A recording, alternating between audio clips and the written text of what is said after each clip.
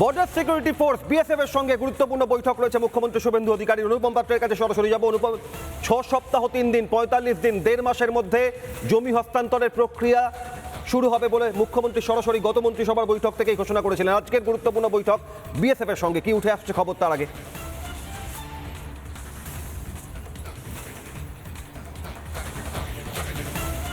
যেটা সূত্র দাবি করছে যে আজকের এই বৈঠকটা বেলা 1টার সময় হবে। মুখ্যমন্ত্রী তিনি উপস্থিত থাকবেন, মুখ্য সচিব, স্বরাষ্ট্র সচিব থাকবেন এবং একইভাবে ভূমি ও রাজস্ব দপ্তরের সচিবদেরকে ডাকা হয়েছে। তারা এই বৈঠকে থাকবেন এবং একইভাবে যারা বিএসএফের কর্তারা রয়েছেন পশ্চিমবঙ্গের বর্ডার সিকিউরিটির দায়িত্বে তারাও থাকবেন। মূলত এই বৈঠকে যেটা আলোচনা হবে, যেহেতু প্রথম ক্যাবিনেটেই সিদ্ধান্ত হয়েছে তারা জমি দেবেন, সরকার কেন্দ্রীয় সরকারকে জমি হস্তান্তর করবে এবং বিএসএফ সেখানে কাঁটাতার দেবে। সেক্ষেত্রে দাঁড়িয়ে গত কয়েকদিন ধরে একটা অ্যানালিসিস চলছিল এবং বিভিন্ন জায়গা থেকে খোঁজ খবর নেওয়া চলছিল। ইতিমধ্যে তুমি জানো একটা ভার্চুয়াল বৈঠকও করেছেন জেলা শাসকদের সাথে।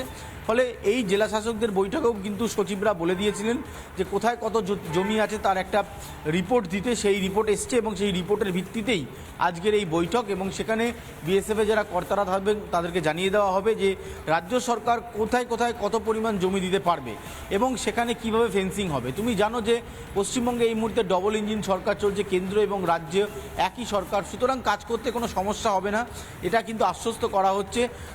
যাদের জমি নেওয়া হচ্ছে, অর্থাৎ যে সমস্ত জমি মালিকরা রয়েছেন তাদেরকে ন্যায্য দাম দিয়েই সরকার জমি নেবে এবং সেই জমির ওপর কেন্দ্রীয় সরকারের যে কাঁটাতারের ব্যাপার, বিএসএফের যে কাঁটাতারের বিষয়টা রয়েছে সেটা দেওয়া হবে।